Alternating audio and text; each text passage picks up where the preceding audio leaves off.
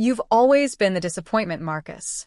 Your brother has the brains, the drive, the Whitfield name carved into his DNA. My father slid a gray polyester uniform across his mahogany desk, the fluorescent lights catching the embroidered patch that read Custodial Services. You have a mop waiting for you on the 3rd floor. I was 22 years old, fresh out of community college with an associate's degree in business administration, standing in the corner office of Whitfield Construction headquarters while my twin brother sat in the leather chair beside our father, already wearing a silk tie and a smirk that cost me my dignity. The same womb, the same blood, the same last name. But according to Gerald Whitfield, we were destined for opposite ends of the building. What my father didn't know, what nobody knew as I picked up that uniform with shaking hands, was that I'd already memorized every clause in his company's lease agreement, studied the property records at the county assessor's office, and identified the exact flaw in his empire that would one day bring him to his knees. Let me take you back further, to the moment when everything shattered.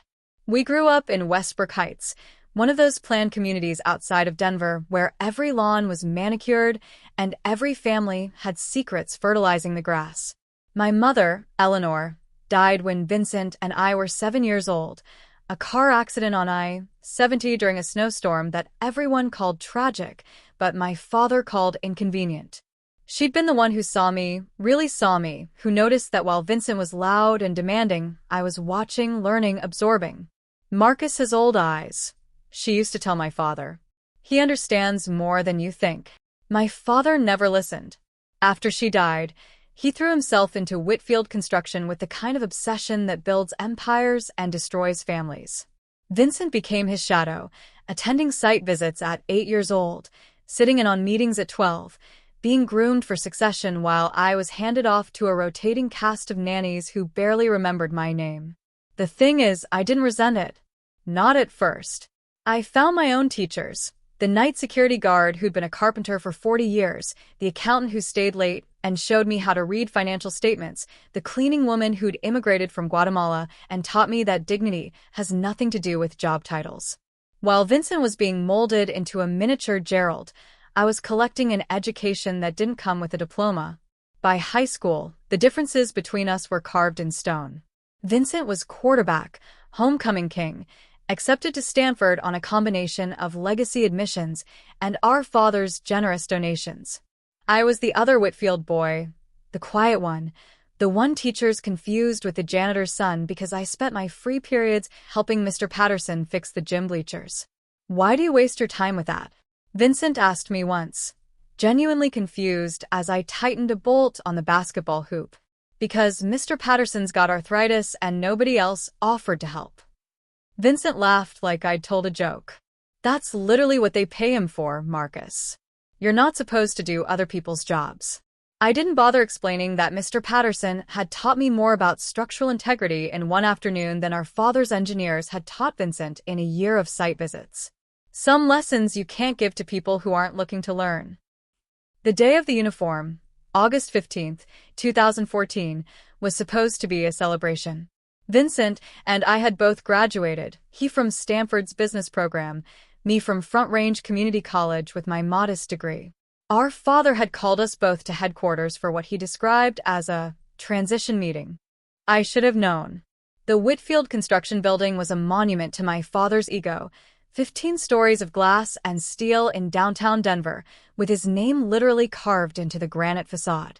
He'd built it in 2008, right before the financial crisis, and somehow emerged from the recession stronger than ever while his competitors went bankrupt. That's the thing about Gerald Whitfield. He had a survival instinct that bordered on sociopathic. I rode the elevator to the 15th floor with my heart hammering against my ribs. Maybe, I thought, maybe he's finally seen something in me.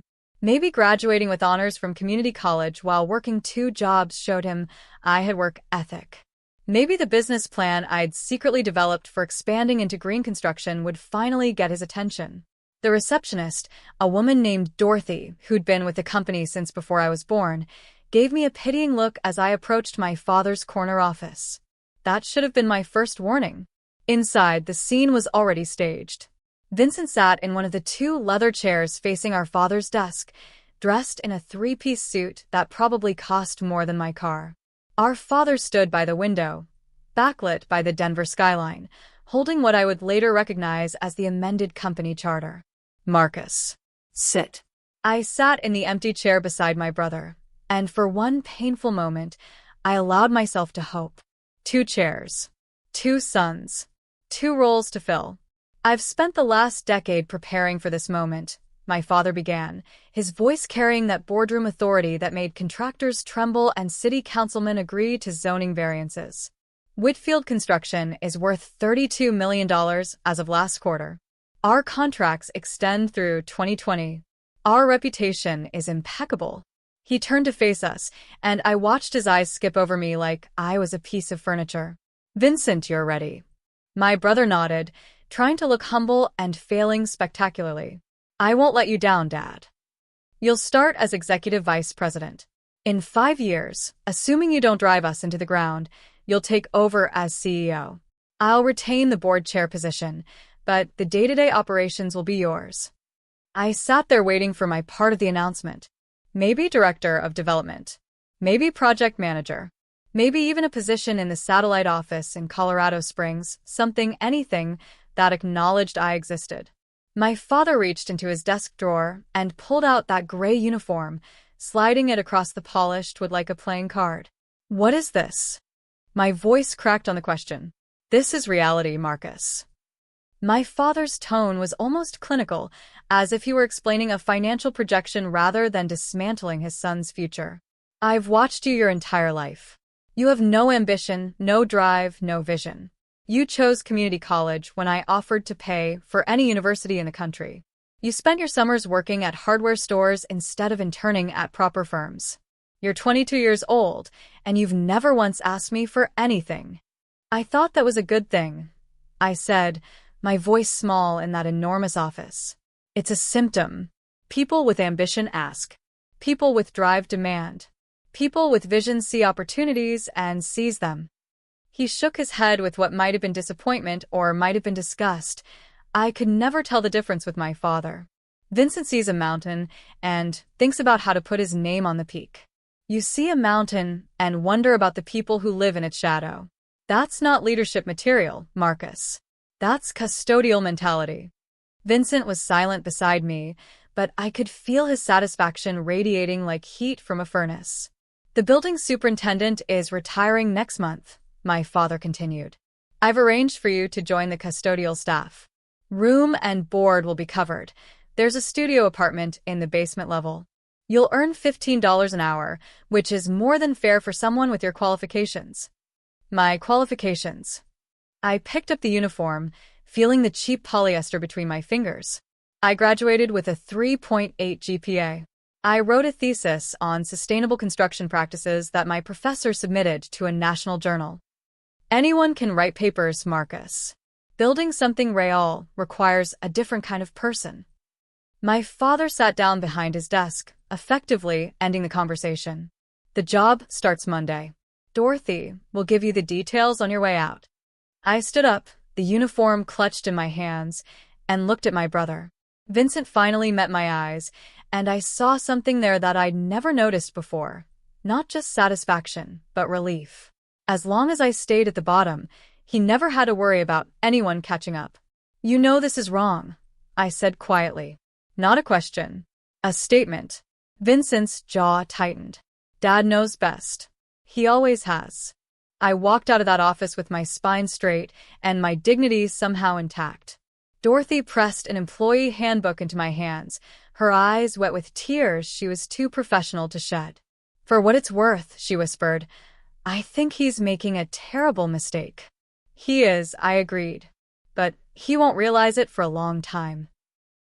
I took the job. I know what you're thinking. Why would anyone accept that kind of humiliation?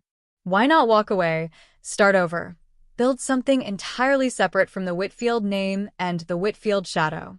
The answer is complicated, but it comes down to this. I understood something my father and brother didn't. Whitfield Construction wasn't just a company. It was a house of cards built on leveraged debt, overextended contracts, and a lease agreement that my father had signed in 2008 without reading the fine print. The building we stood in, the monument to his ego, was owned by a property holding company called Granite Peak Investments. And that company, I had discovered during my nights studying public records at the county assessor's office, was slowly selling off its assets to cover debts from the recession. The building was vulnerable. My father didn't know it yet, but his empire was standing on borrowed ground. So, I mopped floors. I cleaned toilets. I emptied trash cans from executive offices where men in suits stepped around me like I was invisible. I worked the early morning shift from 4 to noon, then spent my afternoons studying real estate law at the Denver Public Library. I ate ramen noodles in my basement studio apartment and saved every penny that didn't go toward books and filing fees. The first year was the hardest. Not physically. Mopping floors is honest work, and I'd always been stronger than I looked. The hardest part was watching Vincent strut through the lobby every morning, coffee in hand, already barking orders into his phone like he'd been born wearing a Bluetooth headset. The hardest part was riding the elevator with executives who'd known me since childhood and now looked through me like I was made of glass.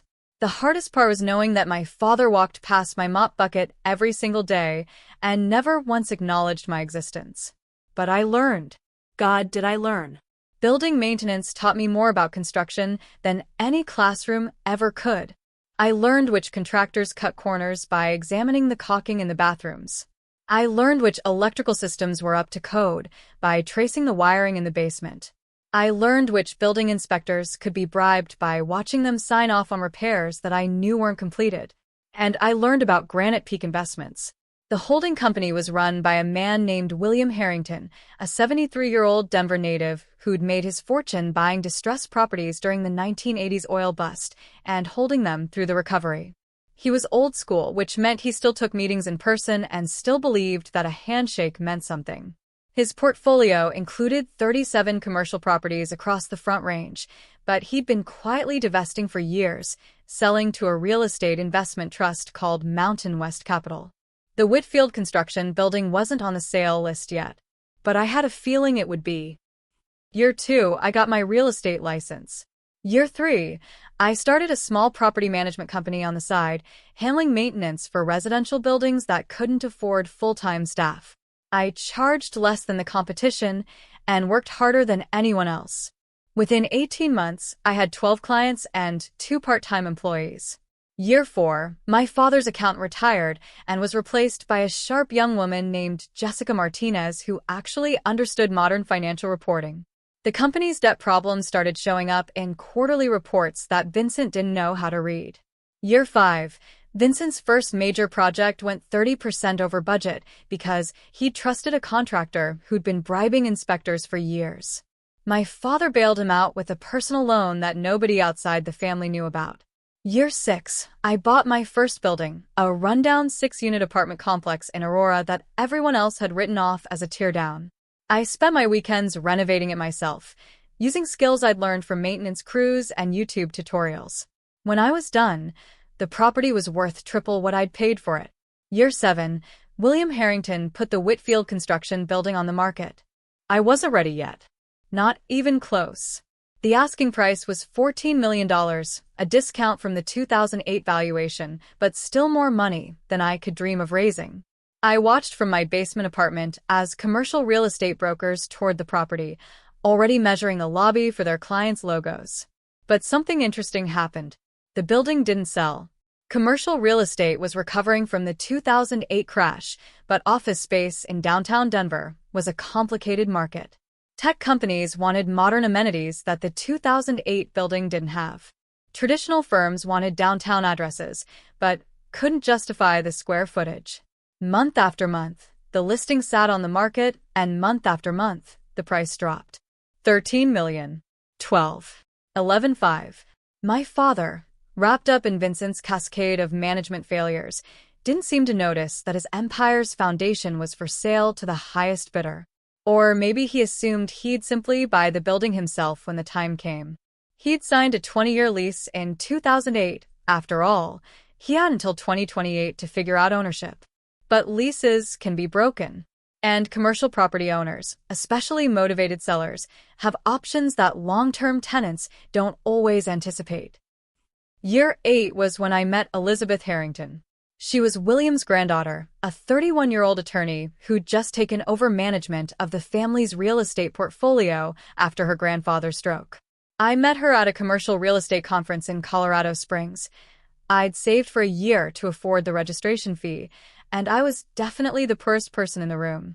Elizabeth was tall, with sharp features and the kind of confidence that comes from never having to prove yourself. She was also, I would discover, genuinely kind beneath the polished exterior. Her grandfather had raised her on stories of working-class Denver, of building something from nothing, of the dignity inherent in honest labor. She didn't look through service workers the way my family did. "You're studying the crowd like you're memorizing faces," she said, appearing beside me at the networking cocktail hour. "Are you a detective or just an introvert?" I laughed, caught off guard. "Neither. I'm trying to figure out how these people make decisions." "And what have you learned?" "That most of them don't.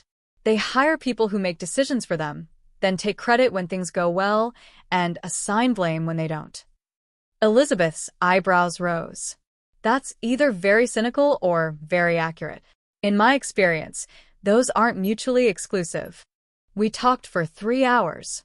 I told her about my property management company, my renovation projects, my quiet ambitions that didn't include putting my name on skyscrapers. She told me about her grandfather's stroke, the pressure of managing a portfolio she'd never expected to inherit, the vulture investors circling properties she'd grown up hearing stories about. "Including the Whitfield building," she mentioned casually. "You know the one? Glass tower on 17th Street, named after some construction family." My heart nearly stopped. "I know it. It's been listed for 2 years.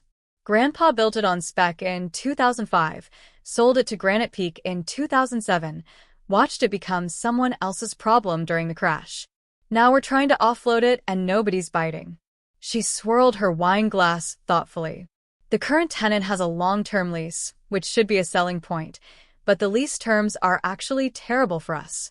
My grandfather trusted a handshake back when he wrote it, and the tenant's lawyers took advantage." "What do you mean, terrible?" "The lease gives the tenant right of first refusal on any sale, but it also caps their purchase price at the original 2008 valuation minus depreciation. If Whitfield Construction wanted to buy that building tomorrow, they could get it for maybe $9 million when it should be worth $12. I felt the universe align. "But they haven't made an offer?" "Not a peep. I sent a notice to their CEO 6 months ago, some guy named Vincent Whitfield, and never heard back." Elizabeth shook her head. "Either they're not interested or they don't understand the opportunity. Either way, I need to sell this year for estate planning reasons, which means I might have to let it go to Mountain West Capital at a discount." That night, back in my basement apartment, I couldn't sleep. Right of first refusal, a capped purchase price, a deadline to sell, and a CEO who is too arrogant or too incompetent to recognize the deal of a lifetime sitting in his inbox. I had 1 year to figure out how to buy a $9 million building. The next 12 months were the most intense of my life. My property management company had grown to 23 clients, but the revenue was modest, enough to live on, not enough to impress a commercial lender. My renovation portfolio included 4 buildings, all fully occupied, all profitable, but collectively worth maybe $2 million. I needed to find $7 million more, and I needed to find it fast. I started with the banks. Every single one turned me down. Commercial lending for 9-figure properties requires either massive collateral or an established track record, and I had neither. The loan officers were polite. They could see my buildings were well managed, but nobody was going to risk millions on a 32-year-old former janitor with a community college degree. So, I went to the people banks wouldn't touch. Private investors, family offices, wealthy individuals who'd made their money outside the traditional finance world and understood that paper credentials don't always predict performance. I pitched to a retired software developer who'd cashed out during the dot-com boom. I pitched to a ranching family who'd sold mineral rights to an oil company. I pitched to a group of medical professionals looking for passive income outside their practices. My pitch was simple. I'd been watching the Whitfield Construction building for 8 years. I knew its systems intimately, which elevators needed replacing, which HVAC units were on their last legs, which tenants were likely to renew, and which were looking for excuses to leave. I knew the market, knew the comparable sales, knew exactly what the building would be worth with proper management. And I knew something else. I knew that my brother had driven Whitfield Construction into quiet financial ruin. The company that had been worth $32 million when my father handed it to Vincent was now worth maybe 15. They'd lost 3 major contracts due to cost overruns. They'd been sued twice for workplace safety violations. They'd taken out loans against future receivables to cover payroll. The CEO who'd ignored Elizabeth Harrington's letter about right of first refusal had done so because he couldn't afford to buy a building. He could barely afford to keep the lights on. I didn't share this information gleefully. I shared it as a business opportunity. When Whitfield Construction's lease came up for renegotiation in 2028, they'd either pay market rate, which they couldn't afford, or they'd relocate to cheaper space in the suburbs. Either way, the building's dynamics were about to change dramatically, and whoever owned it would have leverage over one of Denver's oldest construction firms. By month 10, I had commitments totaling $6.8 million. Enough for the purchase price, but not enough for the renovations I knew the building needed. That's when Elizabeth Harrington made me a proposition. "I want to be part of this," she said over coffee at a cafe in Lodo. We'd become friends over the past year. Maybe something more, though neither of us had acted on it. Not just as a seller, as a partner. "What do you mean?" "My grandfather built that building. It was one of his first major projects in Denver, back before Granite Peak existed. Watching it decline under the current management has been painful for our whole family." She slid a folder across the table. "I want to invest $2 million for a 20% stake, plus my expertise managing the transition." I looked at the folder, then at her. "Why?" "You could sell to Mountain West and be done with it." "Because Mountain West would gut the building. They'd evict the current tenants, do a cosmetic renovation, and flip it to some RIT that doesn't care about anything except quarterly returns." Elizabeth leaned forward, her eyes intense. "My grandfather believed in stewardship, Marcus. He believed that owning a building meant being responsible for everyone who worked inside it. I've seen how you manage your properties. You believe the same thing." I signed the partnership agreement that afternoon. With Elizabeth's investment, we had enough for the purchase plus a renovation reserve plus 6 months of operating capital in case everything went sideways. 3 weeks later, we closed on the Whitfield Construction building. My father's company had been given proper notice of the sale, of course. The law required it. Vincent had received the paperwork, looked at the purchase price he was entitled to match, and declined because Whitfield Construction didn't have $9 million in available capital. He didn't check who the buyer was. Why would he? Just another investment group, just another landlord, just another faceless entity holding the deed to his father's empire. I waited 6 months before the reveal. The building needed work.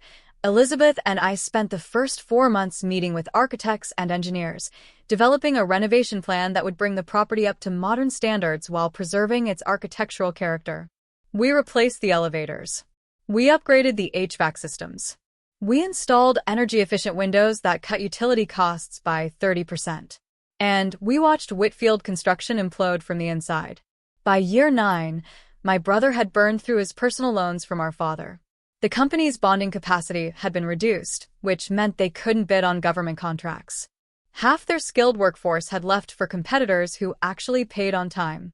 My father, 76 years old and finally beginning to acknowledge his own mortality, was forced out of retirement to address the crisis he'd created by putting an incompetent son in charge.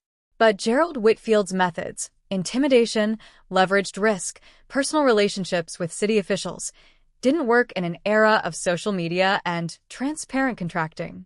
He was a 20th century businessman trying to navigate a 21st century market, and he was drowning. I could have felt satisfaction. I could have gloated. But mostly I felt sadness. Not for my father, who'd earned every failure through decades of cruelty and arrogance. Not for my brother, who'd had every advantage and squandered them all. But for the workers. The electricians and carpenters and site managers who'd built their careers at Whitfield Construction and were watching their pensions evaporate because of executive incompetence. That's what finally prompted me to act. Jessica Martinez, the accountant who'd replaced my father's yes man, had become a friend over the years. She worked on the 7th floor, and I made a point of emptying her wastebasket personally every morning. She left early for lunch, which gave us a chance to talk without anyone noticing. "It's bad," she told me one November morning, her voice barely above a whisper. "They're 3 months behind on payroll taxes.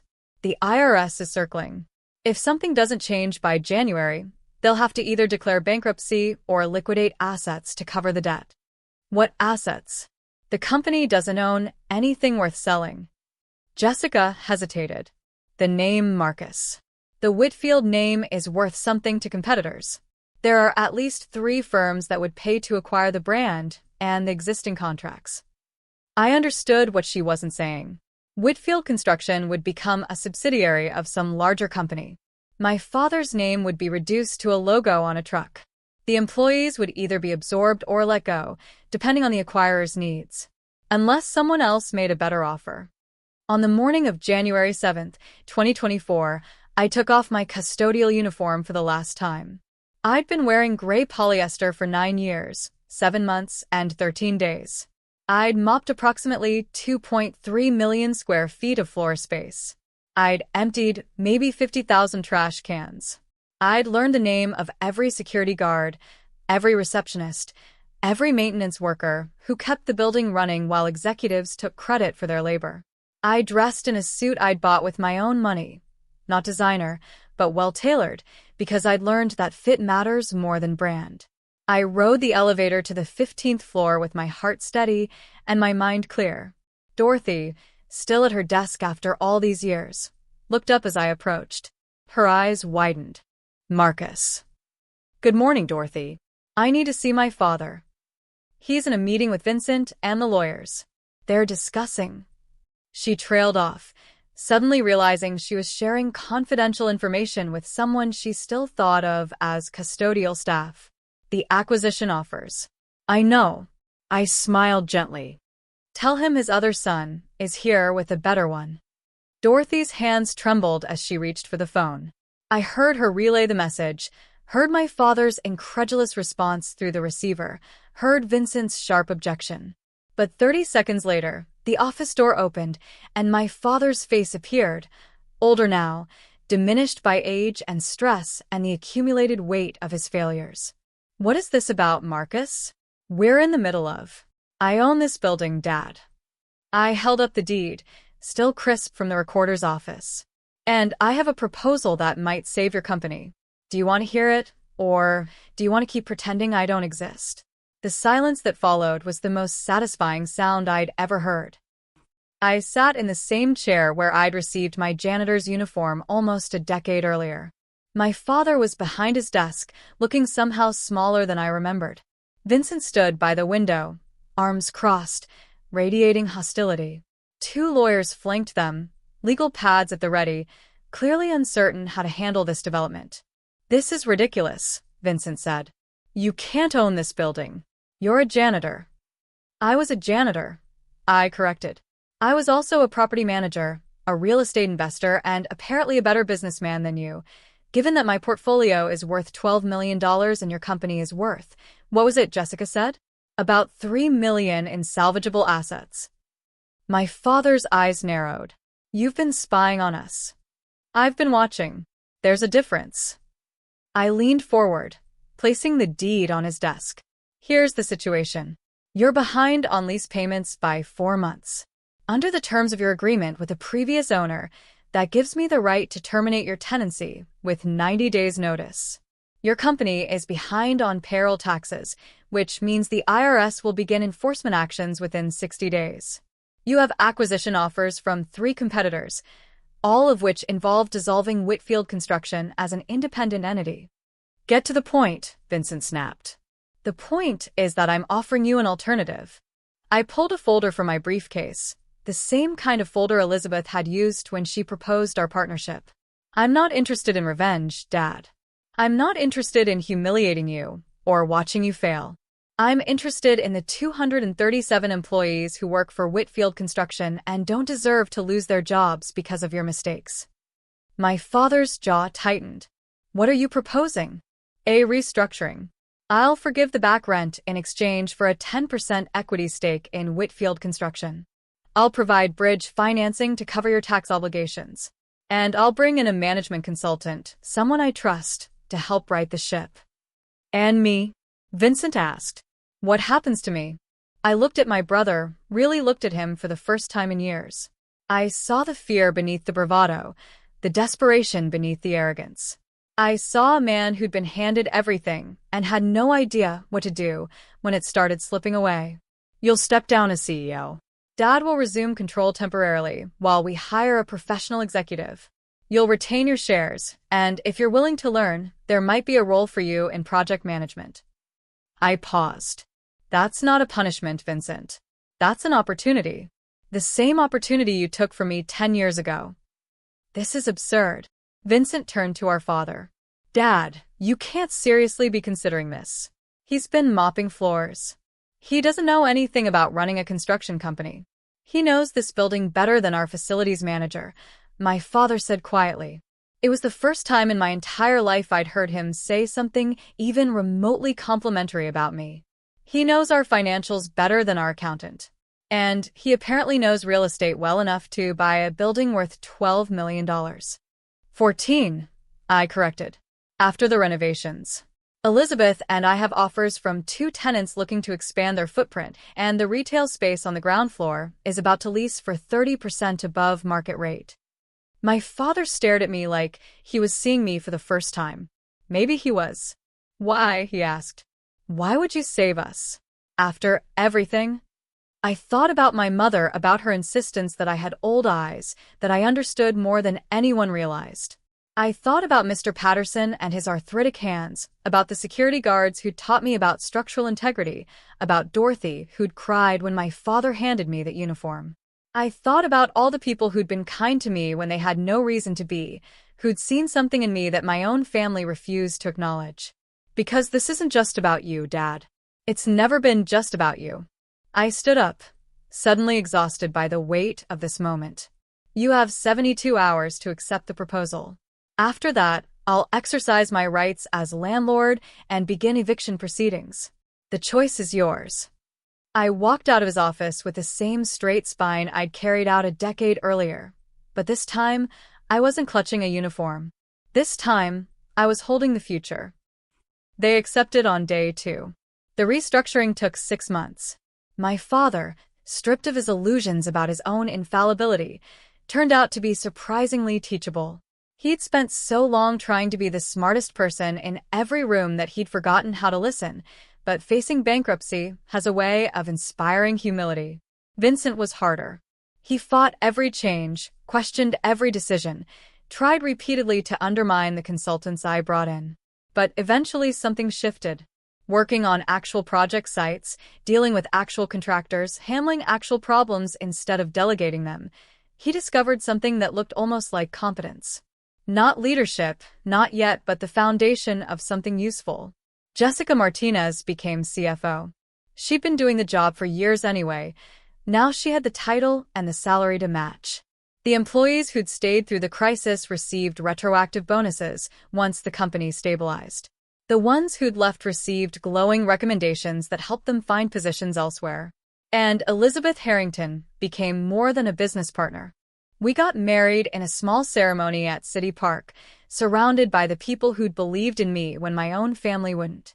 Mr. Patterson was there, retired now but still sharp enough to critique the venue's construction. Dorothy came, crying happy tears this time. Even some of the security guards showed up, joking that they'd always known I was destined for something bigger than mop buckets. My father walked me down the aisle. Not because I needed him to, I was 34 years old and didn't need anyone's permission to get married, but because I wanted him to. Forgiveness isn't about forgetting. It's about choosing to move forward without letting the past poison everything it touches. I underestimated you, he said, just before we reached the altar. Your entire life, I looked at you and saw someone who didn't want enough. I didn't realize you just wanted different things. I wanted to be seen, I told him. That's all I ever wanted. He nodded, his eyes wet. I see you now, Marcus. I'm sorry it took so long.